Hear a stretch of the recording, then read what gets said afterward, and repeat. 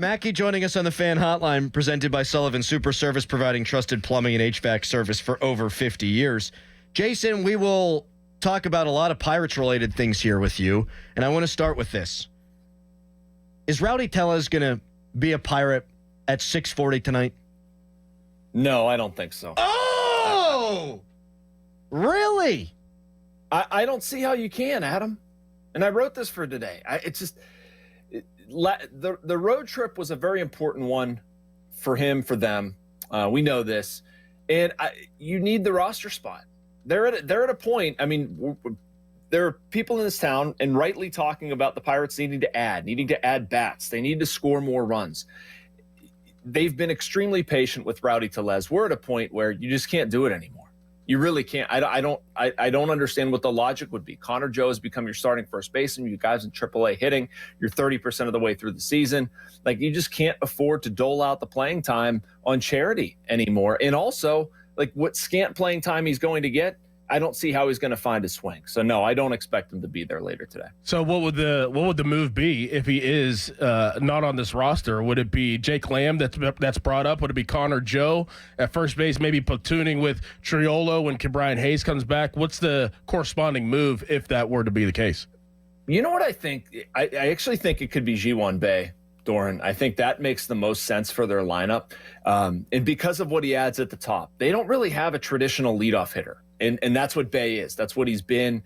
When he's been up here, it's been not good. He's struck out too much, hasn't made enough contact, but he's hitting over 360 in AAA. I really want to see him up here. It makes a lot of sense for lengthening their lineup, for putting guys where they should be hitting. O'Neal Cruz has been really good hitting third. I would not want to move him, but I'm really curious to see what I would understand Jake Lamb. Certainly, it's a perfect swap. You platoon him with Connor Joe, but Connor Joe should be your everyday first baseman. They probably have a hole in the outfield now, where you can rotate somebody, maybe platoon him and Olivares. You got to figure out what to do with Sawinski. That's a separate conversation, but I would say Bae above the others. I do think it is an important conversation with Sawinski. However, Jason Mackey joining us here on the Fan Morning Show. Like, he's the one guy. I don't put him in the Rowdy Tellez camp.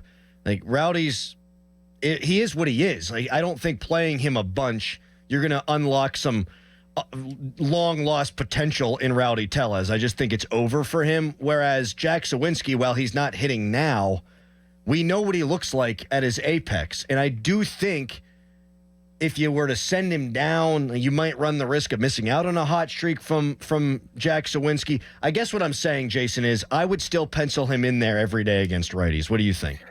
Yeah, I think I might do that too, Adam. I might. The problem is it becomes more of a platoon than maybe you want to. Like Michael A. Taylor's probably going to play quite a bit. Defensively, I tweeted this out yesterday. He's been really, really good. Obviously, Brian Reynolds is going to play every day.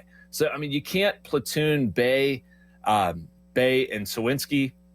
Maybe you work in the infield a little bit and put Bae there. I mean, whatever. But I look at Sawinski, and to me, it's more Jack-focused than anything. Like, if he looks like he's found a spark, which he may have in Chicago, it looked a little better, I might ride it out. For right now, I would. If he has a bad series against the Giants, I would not be afraid to send him down. And you brought up a good point earlier. I'm much more adherent to giving Jack playing time than I am Rowdy. Like, you look at what they're doing with Sawinski and young players and whatever. I mean, he's a part of this thing. Sawinski is good, bad, and different. They need to find a way to get him going, and it might be building his confidence in AAA. Jason, I may have missed this in the past couple of days, but what is the timeline on Brian Hayes? Is it potentially coming back and being back in the lineup? Yeah, so he's going to start doing with the baseball activities, fancy words for just increasing activities. Yeah, maybe later this week, honestly, if that goes well. It hasn't been a ton of missed time. I don't expect him to need a rehab assignment unless he gets back doing stuff and it takes a little bit longer. But, yeah, I'm looking at later this week. One more Pirates question for you, Jason, and then I actually have a Steelers question for you as well. Will the Pirates add come the deadline or before the deadline? Do they view this year as a year where they can legitimately contend for a division championship? Because if not, they absolutely should. I don't think we're there yet, Adam. No! I'm sorry. You give us the good Rowdy Tellez news and you give us this crap. You're a riot. It's May 21st. All right. It's too early. It's too early. At some point with Tellez, like, you have to admit what is reality. You can't say we're in a definitive ad situation here. I'm going to give an answer that's going to sound lame, but like, they're not against it. They want to win. They know they need to win. They know if there's something lacking, they're going to address it. I just don't think we're there yet. Even if you would add, like, what would you add right now? First baseman? Base? Yeah. I'd ride Joe. I want to see what I have in Connor Joe. And maybe that disappears. Maybe he reverts back to a 730 OPS guy, in which case, yeah, I would add a first baseman if they're in the mix and that's the weak spot. But, I think that I think you need to see more sample size. I think you need to see more sample size with the pitching. I want to see where the bullpen goes. But if they're in it and they're a piece or two away, yeah, absolutely, I think they would. Can I ask a football-related question? Of course. I would love that. Jason, are you going to be at OTAs today? I am. I'm looking forward to it. Are you? Of course not. No. Actually, would never happen. Is there one player in particular that if you could break away for a one-on-one that you would be most excited to talk to today? Yeah. You don't want to give away your trade secret. You already know what you're going to write. No, because, my experience, that's not going to happen. That's true, too. And I'm still a newbie over there, so I'm not expecting the world. Part of the reporter in me says Justin Fields just because he hasn't spoken yet. But knowing the quality of stuff that's going to come out of there, I think I'd probably say Najee Harris. I think that, since we left him, since his situation ended with what he has ahead, I think we have a good idea of what would come out of the mouth of Russell Wilson, and that's great. And quarterbacks are always popular. I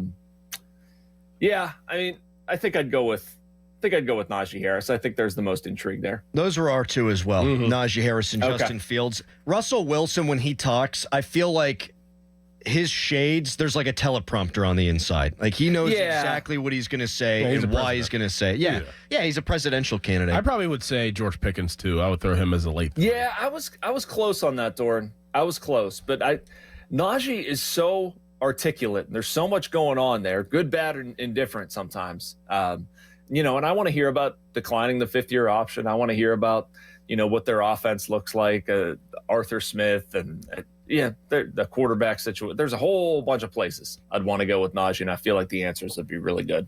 Jason, appreciate you coming on. Not Just Pirates with Jason Mackey. That's what the segment's called. Thank you for jumping on with us today, buddy.